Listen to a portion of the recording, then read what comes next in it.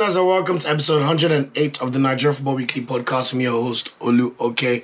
And yes, club football returned over the weekend, so we've got a very jam-packed episode for you, which is going to take the form of our usual format, going through the player reviews, Premier League and all the usual leagues, and then touching on any Nigerian news, Star Boy of the Week, and of course, ones to watch for the rest of the week coming up. So without any further ado, starting with the Premier League, and it wasn't the best of days for our Premier League players, to be honest. In fact, all our Nigerian players in the Premier League, all their teams lost this weekend, but you know what? They all go again. So Fulham are now 10th. Alex Iwobi did score a goal. He opened the scoring for Fulham in their home game against Wolves. But then Wolves put in an absolutely brilliant display, especially Matthias Cunha, to literally batter them 4-1. Like, honestly, if you have not seen the highlights of this game, go and watch Cunha's goals. He's an unbelievable player, man. I keep thinking to myself, I'll take this guy Arsenal, man, any day.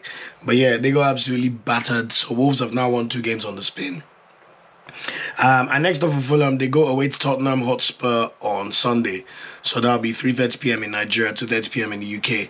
And this should be an interesting game because Tottenham, we know they just beat Man City 4-0. But then they've just lost their goalkeeper, Vicario. So it'll be interesting to see how they respond after that big win. As for Nottingham Forest, 7th place, all I know, and Taiwo Awoniyi both started the game, actually. So this was Taiwo Awoniyi's first start in a long time. Chris Wood was on the bench. I heard it was because of jet lag because he played for New Zealand. And if you know your geography, New Zealand is like the furthest place you can fly from to the UK in this whole world. Either New Zealand or Hawaii. One of those two. So yeah, Taiwo Awoniyi got the chance to play, but to be honest, they didn't really do much. Like, all I know was okay in the game, to be fair. Awoniyi, all right as well, but this was just a classic game of the better team just beating you because they're better than you. So I'm very, very glad to report that Arsenal won this game 3-0. Commiserations to the Niger boys. I wish maybe one of them would have scored, but I'm a very happy man and I can't even lie to you. So shout out to my Arsenal boys. Next up for the Nottingham Forest boys, they play Ipswich Town at home on Saturday. 3 p.m. kickoff. So that'll be one of the games, though. I'm sure they'll be looking to bounce back because they've started the season very well. They're 7th. So no need to panic. Just keep playing well and see where it takes you. As for Wilfred Ndidi and Leicester, they're 16th. He played 71 minutes and got a yellow card in their 2-1 loss to Chelsea on Saturday. To be honest, he was very lucky to get a yellow card because if you saw what Wilfred Ndidi did to Cole Palmer's ankles, I think he was very, very lucky to stay on the pitch. But yeah, Chelsea were the better team in this game and Leicester were pretty much no match for them. So anyway, and then also Leicester have now sacked their manager Steve Cooper after just 13 games into a 3-year contract. So we'll see what happens with Leicester. I've had Ruud van Nistelrooy, but we'll wait and see what happens with that one. But next up for them, they play Brentford away on Saturday in another 3 p.m. kickoff game. So look out for that one. And then bottom of the table, Southampton, Aribo, actually came on he came on to replace Adam Lallana, who got injured towards the end of the first half. And Onuachu actually started this game, which was really, really great to see. He probably it was his first real coming out moment in England, to be honest, because even though we know of his exploits in Turkey and in Belgium and all those other leagues, he's not really a known quantity in England. So when you have, a high-profile 4:30 p.m. kickoff game on Sunday against a big team, Liverpool, I saw a lot more people talking about Onuachu than I've ever heard of in England. A lot of people didn't even know who he was. So you're seeing all the tweets, the memes about the big man doing the step-overs and the no-look pass, which was good to see. But overall, I think he left a good impression of himself and played rather well. So shout out to Onuachu for his performance. Unfortunately, he had to come off in this game. They lost 3-2. He came off because of injury in the 53rd minute. But at least it gives me more hope that he will definitely start the next game or maybe one of the subsequent games in case he's injured and he can't play on Friday when they play Brighton away. So look out for that one. Other results in the Premier League not involving Nigerian players. Everton drew with Brentford at Goodison Park 0-0. Bournemouth lost 2-1 to Brighton at home. Really, really good performance from João Pedro. Goal and assist. Very, very good assist for Mitoma's goal as well. Aston Villa and Crystal Palace drew 2-2 at Villa Park. This was an interesting game, but you can say 2-2 was a right result, to be fair. But, especially with Eze not playing, I think Aston Villa have to really lick their wounds. They missed the penalty as well, so it was not their best performance at all. But in the game of the weekend, by far, Tottenham Hotspur went to Man City and thrashed the champions 4-0 at the Etihad Stadium. Yeah, I know, right? Who would have thought? But if there's one thing we know that Man City's bogey team is Tottenham, so maybe in reality it's not that surprising, but Tottenham were very impressive. It pains me to say as an Arsenal fan, like, honestly, all over the pitch. Shout out to James Maddison, Kulusevski especially, like, they were almost unplayable on the day. I mean, when you think of how clinical they were as well, it was very impressive. 2-0 up, just before halftime, they make it 3-0. Pedro Porro scores a great goal. Like, they just played so well. I mean, just after halftime. Like, everybody, man. So, shout out to Tottenham. And then we also saw earlier today, today's Monday, West Ham went to St. James's Park and beat Newcastle 2-0. Very, very surprised performance for me, but honestly, West Ham deserved it. They were so, so good in this game. I didn't even see it coming, but shout out to them. Really good performance from Mikel Antonio as usual. And they were just on it, man. Like, Wan-Bissaka scored a very good goal. First goal in 3 years. Thomas Uche opened the scoring with the header. And Newcastle, their last 4 home games, or their last 4 games, they've only won 1. And guess who they beat? Arsenal. Anyway, it is what it is. Next fixtures to look for in the next round of fixtures. As I said, there's an early Friday game this weekend. So Brighton plays Southampton at the Amex Stadium on Friday night. And then we have about 3 p.m. kickoff games. So Wolves playing Bournemouth at home. Crystal Palace are hosting Newcastle. Nottingham Forest hosting Ipswich Town. And Brentford hosting Leicester City. In the late kickoff game on Saturday, West Ham are going to be playing Arsenal. So that should be an interesting game. Last season, we beat them 6-0. But the year before, we drew 2-2. And it was one of the things that derailed our title challenge in 2022-23 season. So, interesting one to watch. On Sunday, there's three games on at 2:30 p.m.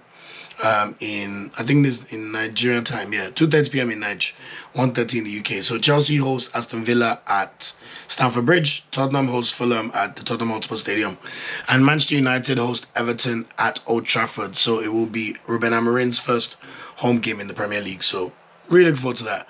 And then blockbuster game of the weekend at 5 o'clock in Nigeria, Liverpool host Manchester City at Anfield. Should be a cracking game. I mean, when you look at the table, Liverpool are top of the league with 31 points after 12 games. A whole 8 points ahead of Man City, who are second with 23 points.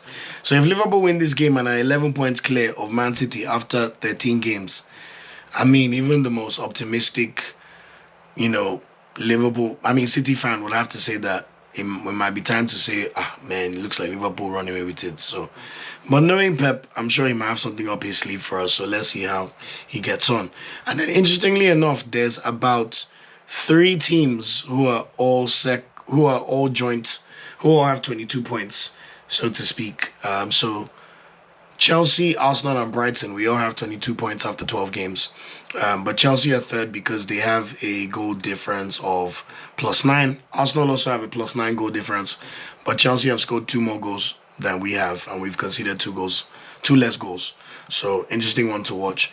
And then you have 3 teams in 6th, 7th, and 8th, all with 19 points. In Tottenham, Nottingham Forest, and Aston Villa. So, basically, you could just say that between 3rd place and 11th place, currently separated by 5 points. And then Man United 12th with 16 points. So it's really, really congested this season. You could almost say that there's 14 really good teams. Or you could even argue Wolves, because on their day they're interesting. But I just feel like the level of good teams in the Prem this season has risen up a level.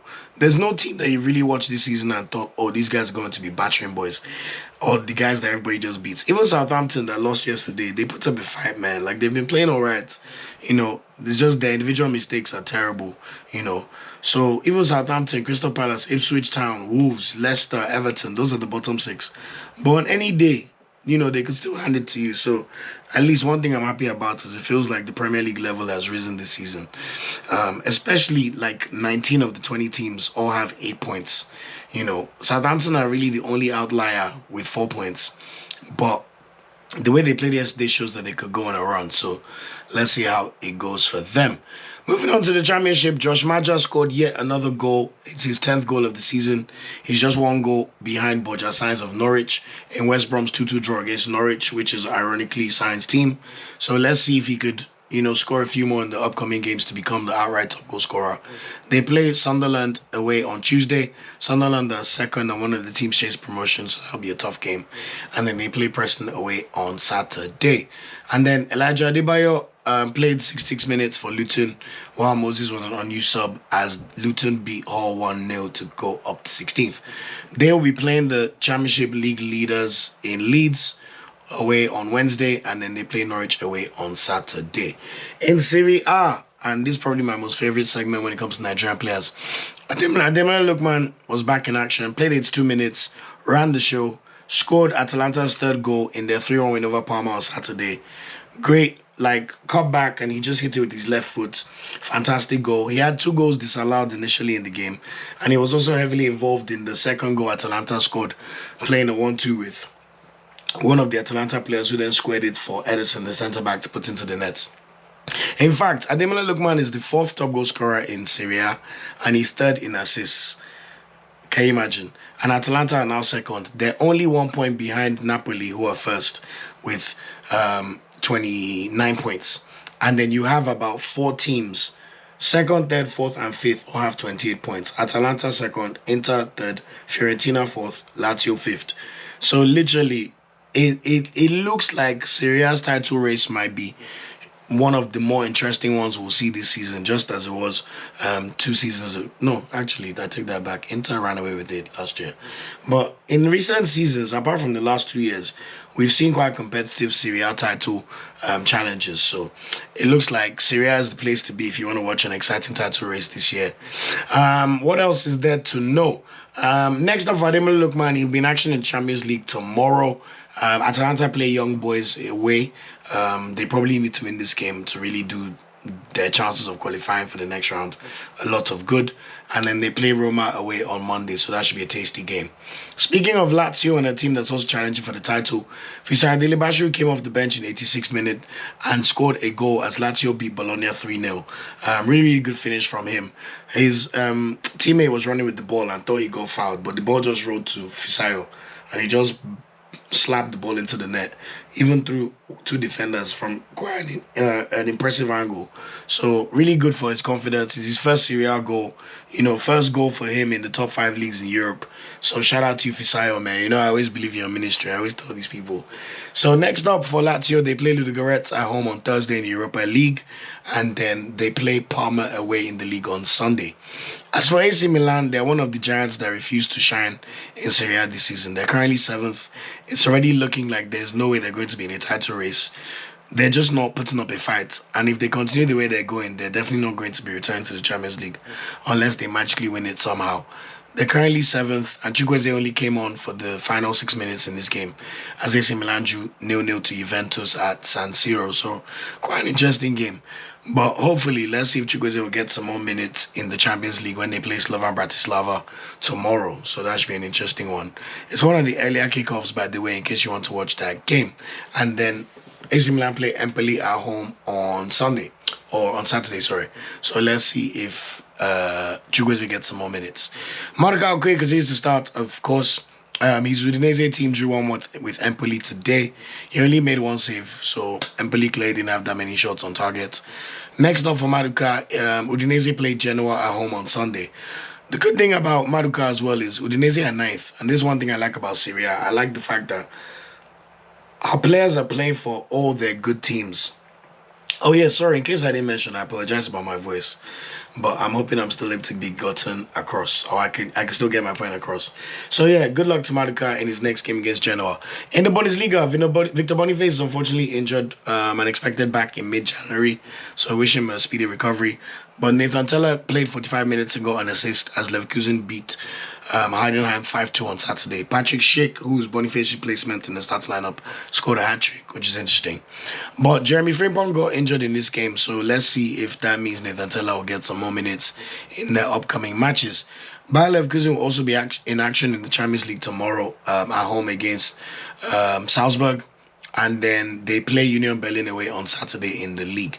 Kevin Akpoguma came off the bench to play 4 minutes. Hoffenheim's 4-3 win over Leipzig on Saturday. Crazy game in this one. Leipzig were 3-2 up in like the 86 minutes. And somehow Hoffenheim scored 2 goals in like the last moments of the game. So shout out to them for that one. And I like to think maybe Akpoguma's substitution helped in one way or the other. But next up for them, they're in action in the Europa League. So they play Braga away on Thursday, and then they play Mainz away on Sunday. So look out for this one, and let's see how they get on. In Oberg, we saw Frank Onyeka's team lose 3-0 to Bayern Munich on Friday night. Harry Kane scored a hat-trick, 2 penalties, but, you know, he still bagged the goals. All of them count regardless. But Frank Onyeka played the games, and I'm sure he will have easier games to play in the Bundesliga compared to playing Bayern Munich on a Friday night. Next up for him, he plays Bochum at home on Saturday in 2:30 p.m. kick-off. In La Liga, Cristiano's Uche played all the 90 minutes for Getafe. They beat Real Valladolid 2-0. Thank God they won this game because Real Valladolid are the worst team in La Liga at the moment. So, Getafe, you have to beat the small boys if you want to have a chance of staying in the league. So, really good to see in that one. Next up for them, they play the Copa del Rey tomorrow against Manises away, which is a team that's definitely lower than the top 2 divisions. And then, the big one for Getafe, they play Real Madrid at the Bernabeu on Sunday. 4:30 p.m. in Nigeria, so 3:30 p.m. kickoff in the UK. Sevilla, Iheanacho did not play, as I always tell you. So he was an unused sub in their 1-0 win over Rayo Vallecano. Still no goals, still no minutes. We'll see what happens with Iheanacho as time passes by. Next up, they play Osasuna at home on Monday. And of course, that means that Ejuke is still injured. As for Umar Sadiq, another person benched for his club as usual, but somehow still called up.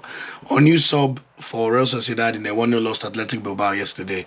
So let's see if he gets any minutes in the Europa League when they play Ajax on Thursday. And then they play Real Betis at home on Sunday. Moving on to League 1. George Ilenikhena, I keep telling you about this boy. Played 22 minutes for Monaco in their 3-2 win over Brest on Friday, but he got an assist in the final moments of the game, which was really good to see. They're hanging in there in the title race. PSG are 6 points ahead of them, but Monaco look like if a team was to still challenge PSG this season, it will more than likely be the Monaco boys. So Ilenikhena, I hope you could get some minutes. Let's see what happens on Wednesday when they play Benfica in the Champions League, and then in the league on Sunday, it's actually one of the big games in France as Monaco go away to Marseille to play in the Velodrome. So look out for that one. Osayi-Samuel did not have a good day out. He played the whole game, got a yellow card as they lost 2-0 to Le Havre. When you're not and you're 16th in the league and you're losing to a team like Le Havre, that's not a good sign. So better luck next time, although I doubt. We'll see how it goes because their next opponent is PSG away at the Parc des Princes on Saturday. 9 p.m. in Nigeria, so look out for that one, and hopefully Simon can help his team spring a surprise. Hamza Ojedi, I'm so excited to talk about this boy. Lons are now 9th. Hamza Ojedi finally started his first game in League 1 over the weekend to build on scoring his first goal for Lons, which he did just before the international break. He played 77 minutes, even though they lost 3-1 to Marseille, but he was the best player on the pitch for Lens, at least according to what I read or watched in the highlights. So real one to watch. League 1 is the best league in the world at exporting talent to the top leagues. Go and check the stats anywhere.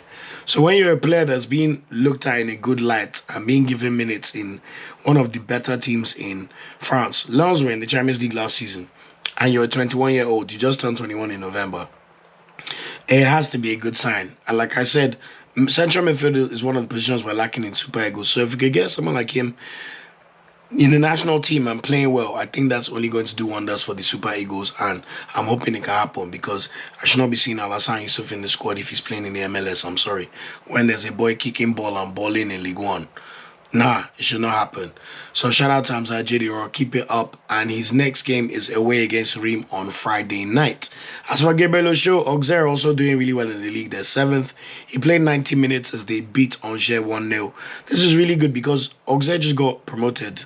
Literally, this is their first season back from League 2. So really impressive signs for them. And then next up for them, they play Toulouse away on Sunday. As for Gift Urban, he's not playing against for Lyon. I don't know what's happening there. He did not play in the game over the weekend as they drew 1-1 to Reims. Let's see if he gets in the squad or gets some minutes on Thursday in the Europa League against Karabakh. What's even concerning is he's not even being put in the squad. Like, we're not seeing his name anywhere. So really, really concerning. As for Victor Rapko, he wasn't in the squad for Nice's game in their 2-1 win over Strasbourg on Sunday either. But let's see if he gets some minutes when they play Rangers at home on Thursday in the Europa League. And then they play Lyon away on Sunday. But it's very likely we may not see Rapko or Orban in the squad. But we'll continue to see.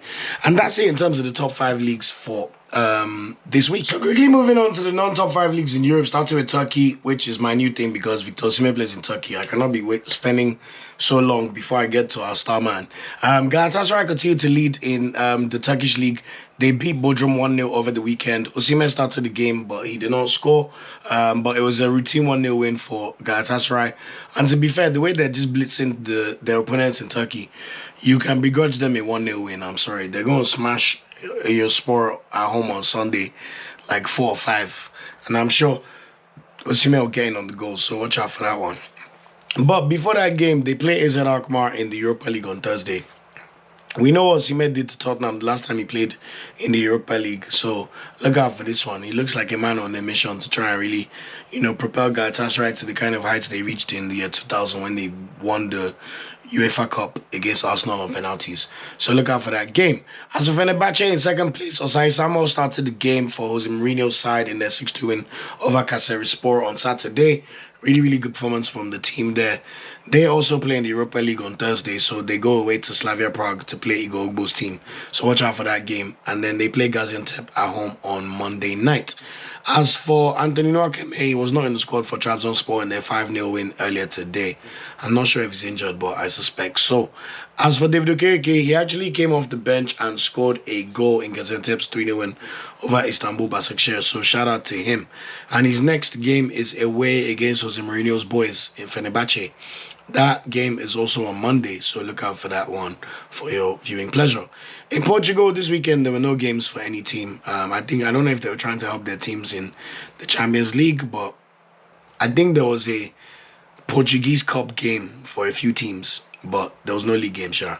And then Sanusi's played 3 reserve games recently, so let's see if he'll be back in the squad for the Europa League game for Porto against Anderlecht away on Thursday, or if he's back when they play Casapia at home on Monday.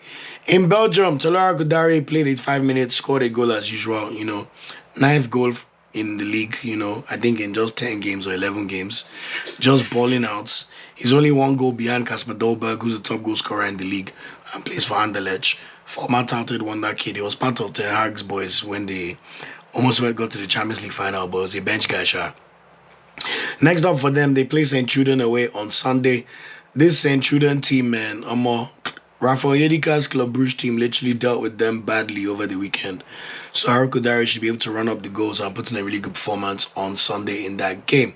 So as I said, Onyedika played 58 minutes and balled out for Club Brugge. He also scored a goal as they thrashed St. Truden 7-0 on Saturday. An absolute walloping. So hopefully they could build up on that. They play Celtic in the Champions League at home on, I think, on Tuesday. But unfortunately, Onyedika is still suspended because he got his straight record, so it was a 2-game suspension. So we'll see him get back in action for his club on Saturday when they play FCV Denda. As for Victor Udo, he was benched in Royal Antwerp's 1-1 draw against FCV Denda on Friday. Let's see if he plays in their game against Union Saint-Gilloise on Sunday. While Jordan Torunariga actually got a red card as Ghent lost 6-0 to Anderlecht on Sunday. That one would have hurt, man. 6-0 to one of the big boys, and you're a big boy yourself. Damn, that's painful. They now have to dust themselves up and go and play Conference League on Thursday against Lugano of Switzerland. And then he will probably miss Sunday's game against Westerlo away because he's suspended, of course. In Scotland, Cyril Dessers played 45 minutes while Leon Balogun was on the bench. Rangers drew 1-1 against Dundee. Man, they're putting up a Hall of Shame title, challenge this season. How can you be Rangers and you're allowing Aberdeen be comfortably ahead of you? It's not good, man. Celtic are running away with it. It's not good enough, man. But let's see if there's redemption in the Champions League because they play Nice away on Thursday. That's going to be a tough game for them, to be honest. And then they play St. Johnston away on Sunday. As for Igor Ugbo, he played 90 minutes for Slavia Prague in their 4-0 win over SK Dynamo Shesk Budejovic on Sunday. And I'm sure he'll play 90 minutes when they play Fenerbahce at home on Thursday in the Europa League. So look out for that one. Like I keep saying, I want Igor Ugbo to be in the national team. Let him just get on a really good patch of form between now and March, and hopefully we'll see Guavon or whoever the manager is for the Super Eagles make some smarter decisions. After the Europa League game, he plays Slovan Liberec at home on Sunday. Another player that we should see feature in the Champions League is Victor Latunji. His Sparta Prague team drew 1-1 against Teplice on Saturday. They're another team that's putting up a Hall of Shame title charge. You're Sparta Prague, you're 4th in the league. What the hell is going on? How can you be drawn to Teplice? You know, we take it for granted when like the big teams in these like smaller leagues batter their ups, like Ajax when they run away with it, because when they're now bad, you realize how bad it is, man. Like Ajax, they're fighting for their lives these days, man. You know, after the season they had last year, at least this year now, I think they're only 4 or 5 points behind PSV. But all of a sudden, PSV would have won almost, I think if they win this year, it'll be 3 titles in a row. You know, so the way football can hit you, man, is so funny. But anyway, let's see how Olatunji Sparta Prague fare on Tuesday tomorrow when they play Atletico Madrid at home. It's going to be a tough game for them, man. I'm not going to lie to you. So let's see how that one goes. Steiner Bali will be back in action this week as well. His Chippa United team plays Supersport United tomorrow, 6:30 p.m. Nigeria time, if anybody's interested. And then they play Magesi FC at home on Saturday at 7 p.m. in Nigeria time. And then just call out for this week in Slovakia. Elvis Isaacs, Slovan Bratislava will be in action against AC Milan in the Champions League tomorrow. So let's see if the Nigerian could get some minutes in this game. Ones to watch for the week. We get games to watch, man. I'm telling you. As I said already, Champions League tomorrow, Tuesday. We have at least 5 Nigerian players playing in the Champions League tomorrow. Slovan Bratislava's Elvis Isaacs, Slovan Bratislava hosts Samuel Chukwueze's AC Milan in one of the early kickoffs tomorrow. Victor Latunji's Sparta Prague host Atletico Madrid in another early kickoff tomorrow. And then we see African Footballer of the Year incoming. Adebayo Lukman's Atalanta go away to Young Boys tomorrow. And then Nathan Tella's Leverkusen will be in action against Salzburg in the Champions League. Boniface is obviously unfortunately injured. On Wednesday, Ilenikhena's Monaco will then play Benfica. So look out for that game. That should be a cracker. On Thursday, we have so many players playing the Europa League. Delibashiru's Lazio host Ludogorets early kickoff game. Gift Urban's Lyon are away against Karabag. He likely will not be in the squad, but let's see. Victor Osimhen's Galatasaray go away against AZ Alkmaar early kickoff as well. In the later games, Akpoguma's Hoffenheim go away to play Braga of Portugal. Then we see Omar Sadiq's Real Sociedad play against Ajax at home. And then also Igor Ugbo Slavia Prague host Osayi-Samuel of Fenerbahce in the Europa League in one of the later kickoffs. Also, in Nigeria versus Nigeria, we have Victor Rakpo's Nice hosting Rangers, who have Cyril Dezes and Leon Balogun in the Europa League. And then also in the Conference League, we'll see Jordan Torreira's Ghent play against Lugano, and they'll be hoping to bounce back from their 6-0 drubbing, which is probably for the best. That will be helpful for them. And then in club action to be aware about, on Friday, Aribo and Onuachu Southampton. Sorry, now that Onuachu is playing well, we need to remember that he's actually a Southampton player. So they both will be in action for Southampton away against Brighton at Amex. That'll be a tough game. Brighton are 5th in the league and playing really well, if not 4th. 5th. So, this will be a tough game, but hopefully the boys could build on a good performance against Liverpool. On Saturday, 4 p.m. kickoff in Nigeria, Aina and Tara Oni's Nottingham Forest host Ipswich Town. And then we see Wilfred Ndidi's Leicester go away to play Brentford.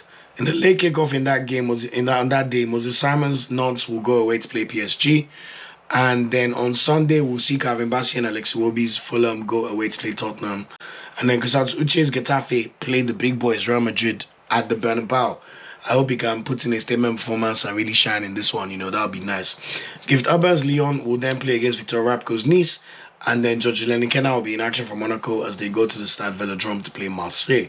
And then rounding it off on Monday, that's when we see our Turkish boys. So Fenerbahce's Osayi-Samuel's Fenerbahce play Gaziantep at home on Sunday, and then we're also gonna see Victor Osimhen play against Eyüpspor at home on Sunday.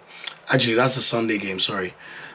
This Fenerbahce vs Gaziantep is Monday, and then Adebayo Lookman's Atalanta go to Roma to play them in a cracking game in a late night kickoff on Monday. Star player of the week this week, to be honest, it's very debatable. Like, it's quite a few people you could say deserve or do not. Bronze medal, I'll give it as a tie between Onuachu and Dele Bashiru. Onuachu, great performance in his first start before his injury. Finally put his name on the map in England, as I said. It's still the most important league in the world and the most watched. So he can at least put your name out there. And he has such a unique profile with his height and the way he can still be silky. So I think if he can build on his performance, he will at least continue to get a run of games for Southampton. And who knows, he may be able to save his career in England, because now people are watching him and seeing what he can do. Also, beside Dele Bashiru, when you score your first Serie A goal, your first goal in the top 5 league, for a team like Lazio, who you're playing for and are challenging for the Scudetto, like I said, even though they're currently 5th in the table, they're only 1 point behind Napoli because 4 teams have 28 points. So shout out to Fisai Dele Bashiru for scoring your first Serie A goal, and I hope Baroni will trust you more and give you some more minutes, starting with Thursday night. Silver medal, I want to give it to Rafael Onyedika and also to Laura Kodari. Rafael Onyedika, when your team beats a team 7-0, I mean, what performance. And then you score as well. And you only play 57 minutes and you do all your damage. I'm sorry, that's amazing to see. So shout out to you, Rafael Onyedika. And I really hope that in the national team, they'll keep giving you the right opportunities and the right system to show your best work, because we know you're one of our better midfielders currently. As for Tolura Kodari, yet another goal. We just have to salute the consistency. Like, when you look at Tolura Kodari's record, he's got 9 goals in the league. 1 goal behind Kasper Dolberg. Always scoring in almost every game they play, and they won 3-0 over the weekend. He's definitely in the running to be like the MVP of the Belgian League this season. So you just have to remark the consistency and applaud him. So shout out to him. But goal for me has to go to Ademola Lookman. I mean, the consistency and the way he just continues to light up the pitch for Atalanta just has to be commended and admired and just praised.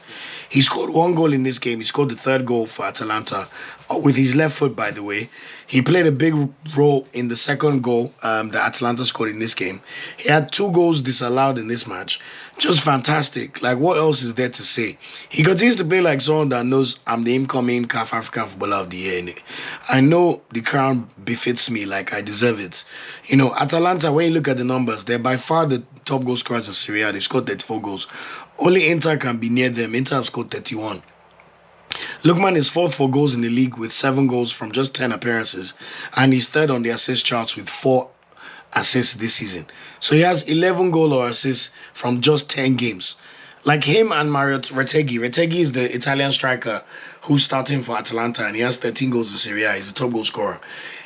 Ademola Lookman and Retegui are literally making it seem like Kvaratskhelia and Osimhen from the 2022-2023 Scudetto winning season that Napoli had. If they can sustain their title challenge and somehow build on their Europa League win, which was Atalanta's first trophy in 40 years, I mean, what an achievement that would be. And you have to say, watching them right now, they look like they belong and they're in there. So fingers crossed, and I just want Lookman to continue doing his job, man. And we already know that he will do that, whether we tell him or not. I'll be surprised if he scores in the Champions League tomorrow as well, and then puts in a performance going to Rome and just showing them who's boss at the Stadio Olimpico. So shout out to you, Ademola Lookman. You are my star boy of the week. You deserve it this week. You deserve it every week. And for this year, Seth, you are the star boy of the year. So shout out to you. In Nigerian news, I just wanted to touch on the Super Falcons. They have been drawn into Group B for the Women's AFCON. We are in a group with Tunisia, Algeria, and Botswana. So no disrespect to those teams. We should be expecting to top the group and go all the way to the final. If not win, we've won the trophy by far the most times. There have only been 3 editions of the Women's AFCON that Nigeria did not win. So it's not arrogance, but it's just the expectation and the standard we're used to. So shout out to the women.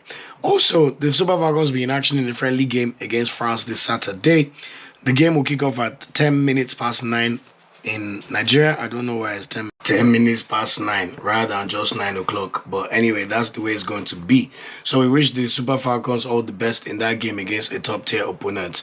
So that's it for this episode of the podcast. Thanks for working with me again. I know it's slightly long, but I appreciate every single listener. It's really nice that club football is back and we saw our boys still banging in the goals and putting in great performances here and there. There's so much football to watch now, and there's literally no breaks from now till March. So football. I'll go keep serving this content. So thanks again to all my listeners. Nigeria Football Weekly on YouTube. I appreciate every single listener on there. Please like, share, and subscribe, and share this to anybody who you know would enjoy this type of content. I'm always open for feedback. Remember, we're also available on all social media channels as Nigeria Football Weekly, except on Twitter where we're at NFWPOD. We're also available on every single streaming platform you can think of. So thanks again, enjoy all the football, and I'll catch you next week to do a review of all the games that have just taken place through the rest of the week. Thanks for watching this video. Please like, share, subscribe, and click the bell to get a notification whenever we drop a video. You can also find our social media channels listed below. And of course, up Super Eagles and Nigeria know they ever carry last.